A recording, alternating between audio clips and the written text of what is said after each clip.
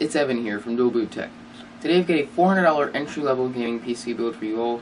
So to start off with our motherboard, we're going to be using the GIGABYTE GA-F2 A50M-HD2 motherboard. It's a micro ATX motherboard, but it has 4 SATA 3 GB per second slot or ports. It has dual channel memory with support for 64 GB of RAM. It is in the FM2 Plus and FM2 socket architecture, and it's only going to set you back $73.99, or excuse me, $52.99. For our CPU, we're going to be using the AMD Athlon X4 750K Trinity quad-core 3.4 GHz processor, and that is only going to set you back $73.99. It is a 100-watt CPU, and of course, for our video card, we're going to be using the MSI GeForce GT 730 card. It is a 1 GB 64-bit GDDR5 memory card. As I said, it is an NVIDIA GeForce GT 730, and it is a PCI Express 2.0 x16 slot. For our RAM, we're going to be using the HyperX Fury series 8 GB of DDR3 RAM. It is the HyperX Fury Blue Edition, and it is only a single DIMM. It's only going to set you back $73.99.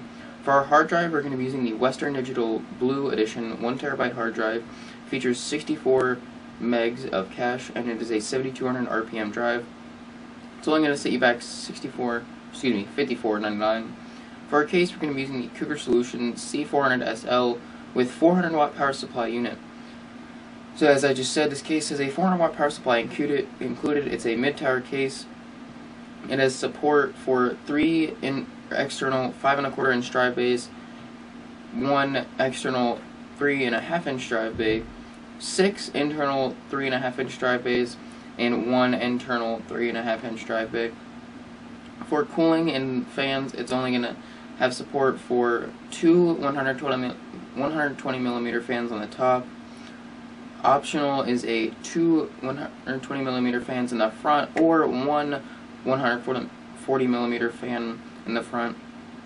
Our other 2 options are having 1 120mm fan in the bottom, and another 120mm fans on the left side.